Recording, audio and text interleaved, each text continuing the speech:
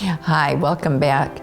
I was going to sit down today and do some writing for the blog, and I was kind of having a little bit of that writing anxiety that happens a lot to visual people. So I thought I wanted to share a few thoughts on why visual people have some anxiety or some kind of blocks about writing. So, when you think back on school and you think about you had to write what I did on my summer vacation or book reports or essays, and then as you got older, research papers. And, for visual people, that just can bring back so many bad memories and such anxiety. And that kind of anxiety happens in young kids, but it still can happen for adults when they have to write, or there can be so many bad feelings about, why they hated writing or what they don't want to do or some bad memories. But why? For visual people, it's all about words versus pictures.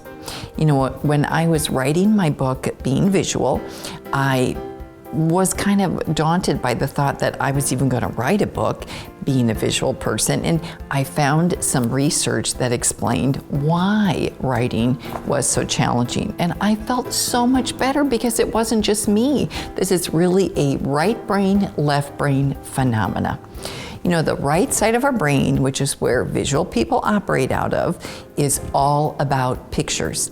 So if you think about a picture, when you look at a picture, you just get it.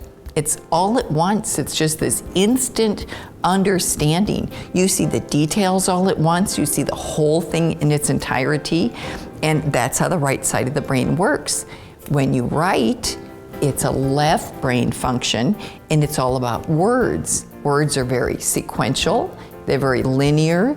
And you can't just look at a sentence and get it. You've got to read the sentence and get to the end of it to understand what it was about. You read a paragraph or you read a page to get the idea. So it comes down to, are you using the right side of your brain or the left side of your brain? And, for visual people, there's a few other parts of the way the brain operates that make writing challenging. One of the thoughts is you have to put your thoughts in order when you're writing. So when you're looking at a picture, you just see it. But when you're writing, you've got to put those things in order. You've got to lead your reader to a conclusion. When I am writing, and I think this is visual people, you have so many ideas going on in your head, they're just all there. And then the idea that you've got to sort through them, you've got to kind of do some editing, you've got to find out which things are important to include and which aren't, and then you've got to put them in an order that someone else is going to be able to follow where you're going in that conversation. That is a very left brain kind of activity, but we're asking people who are very right brain dominant to do that. It is completely possible. It's just understanding where the challenge is. And again, it's about which side of the brain you're using.